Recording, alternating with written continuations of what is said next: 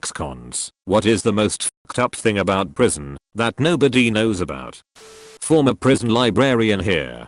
Dental care. Dentists won't fill your teeth. They will just pull them. No caps. No implants. Race. Prisons are still self-segregating in a lot of ways. When I worked in a prison in WV, one dorm had a black TV, controlled only by black inmates, and a white TV, controlled by only white inmates. Honor culture. If you call someone a name or steal from them, the other person must retaliate to save honor. As a result, you will see a lot of black eyes in prison. Postage stamps are a form of currency. Many prisons censor what books come into the institution. At one prison I worked in, The Art of War by Sun Tzu was banned simply because of the title. I assure you that no one in admin had ever read the book. My dad was in prison. In his situation, and in many others, you feel immense guilt after getting to know your fellow inmates. Because you're gonna get out, and they're not, ever. This happened to my dad. He made a friend who was sentenced to life. My dad got out after 2 years. He still sends him letters 5 years after being out. Poop bombing. I had a friend go to prison for a drug-related crime. He had his own cell, and stuck to himself for the most part. Another inmate pooped into a water bottle, and filled it to the brim with water, and mixed it up into a slush. Said inmate then took the water bottle to my friend's cell, placed at the slit at the bottom of his cell door, and effing stomped on it. Poop water sprayed absolutely everywhere, while my friend was in the cell too. Con/employee relationships can be sneaky. When I was going through training to work in the prison system, I thought I'd never be caught dead doing favors or being friendly with an inmate. Eventually, after seeing the same inmate every day for months, cleaning your office, taking the trash, you realize they are human too. He wears a cross around his neck. He carries a bottle of adobo in his pocket for mealtime. He's active in church. He's a painter and loves pigeons. You find out his hobbies and bits about his life, and soon you see about getting him an extra blanket or a new pair of shoes, and you forget he stabbed his wife 9 times. A neighbor of mine was locked up for murder and released sometime before I was born. It's one of those things where everyone knew about it but no one talked about it. I remember him telling me the story of why he was in there and what it was like. Very rarely did, and the most surprising thing in his experience was that the smaller/quieter/weaker/more vulnerable in general were typically left alone. It's only if you acted like a big shot did people want to fight you. Also, picking fights with said smaller/quieter/weaker/more vulnerable ones will instantly get you a non-stop flogging by other inmates until your spirit broke. Lots of officers sleeping on the job. I worked at a jail in mental health and once got trapped in a pod during a huge fight because the guard was asleep. I realized they worked long hours, etc., but this particular individual was a consistent issue.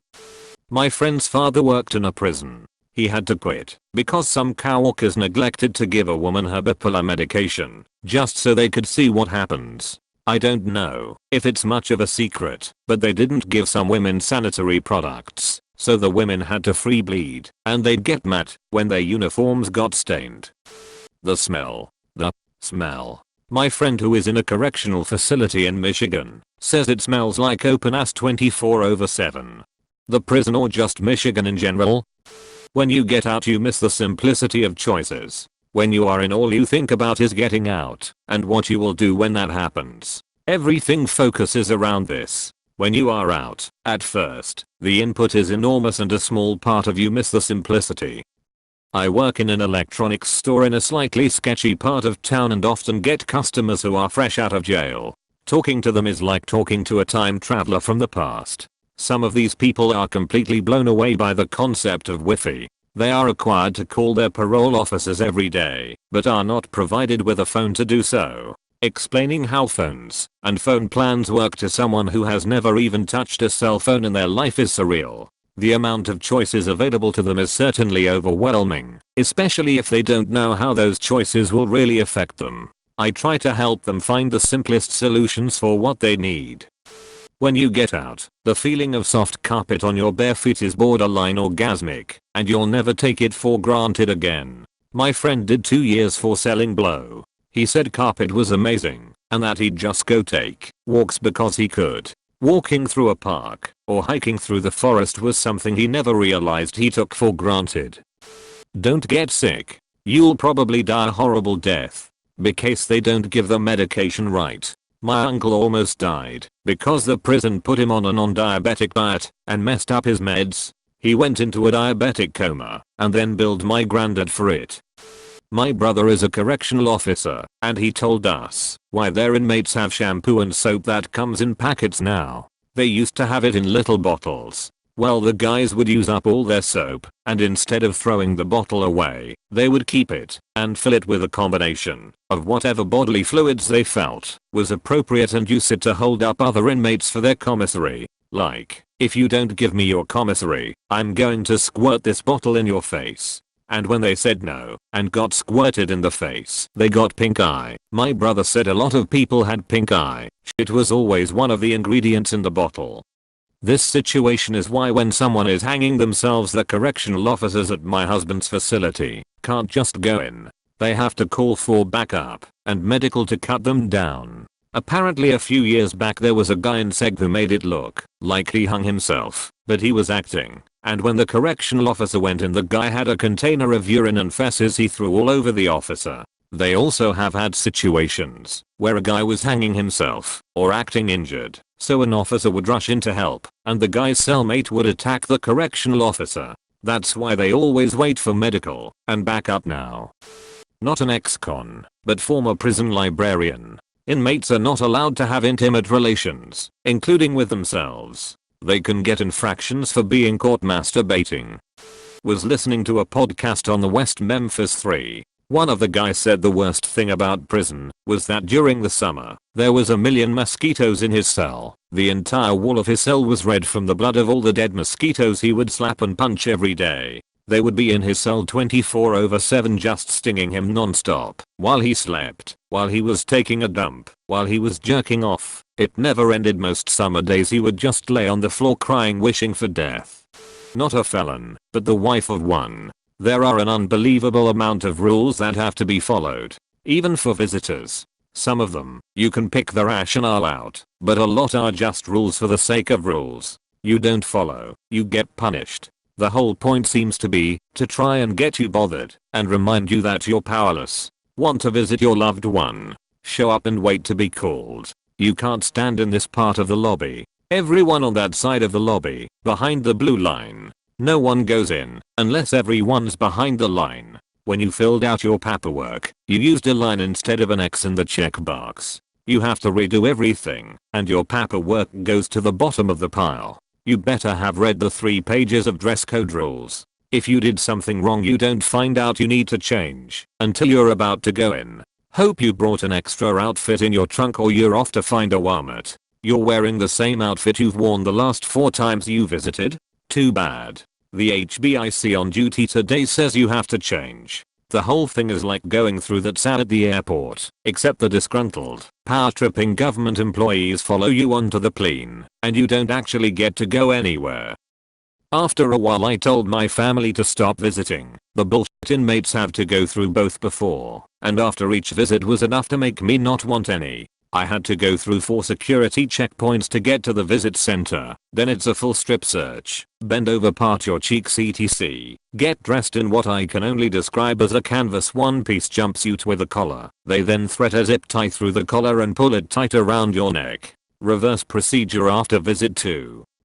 I'm not an ex-con, but I have a friend incarcerated. There have been multiple deaths at her facility due to medical negligence by staff. A few months ago, an inmate was rolling around on the ground screaming in pain, only to have staff laughing at her. She then died there an hour or 2 later. This is not the first time such a thing has happened. The US government will often outsource medical care to another company, for example a company somehow specializing in travel insurance. To quote her about the most recent death, the other inmates that witnessed this said the medical staff laughed while this lady laid in the floor gasping for breath. And this is not the first time this has happened. I've seen it so many times since I've been here, and it is disturbing, scary, and we are powerless to do anything. The whole situation is screaming to be picked up by a local news service. Something else that came to mind was the lack of education some of these incarcerated women have, both in general and even about their own bodies. With one girl pouring industrial cleaning product inside her vagina. 2. I'll clean it. Not exactly a secret, but prisons make bank off commissary. Many people think the prison system purposely underfeeds its inmates, so they are more compelled to buy off them. $1.50 for 75-cent pastries, ramen packs for $1, probably 33 cents per, $10 for $1 longines, etc, etc. Also the insane costs for phone calls. $3.25 for 15 minutes. Texas here, a guy on my rodeo team went to prison recently. Phone calls are $13 and change plus tax for 15 minutes. For a non-Western prison in an anonymous country, they keep statistics on inmates, but often report false cause of death. When a prisoner is found tied to a bed beaten to death, he would be checked into hospital for a week before they finally report his death due to natural causes like cardiac arrest or dehydration. Administration staff do not want to get involved in keeping order, so they have a group of prisoners they elect to do it for them. This means this group gets special privileges from administration staff, where they turn a blind eye to abuse for the sake of keeping order. The ruling group gets unlimited power to extort, abuse and otherwise exploit everyone else, as long as they keep violence in the rest of the population down. The official staff keeps a distance and away from harm, but the rest of the prisoners are subject to a ruthless gang. The administration staff only interferes if their elected group does not keep order, which is when they elect a different gang to the role. Administration staff will manipulate rebellious inmates.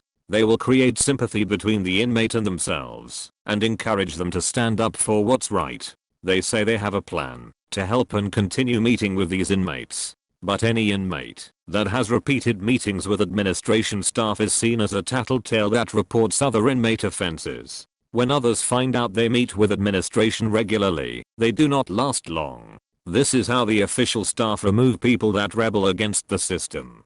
Then they report their death as a natural cause. 1 week later, everyone knows to stay out of this business, but sometimes people get trapped. Inmates will accuse other inmates they don't like of being tattletales to get them removed. They have no way out. They cannot go to the administration staff because they keep this system alive, and they cannot communicate with the outside world because all communication is intercepted.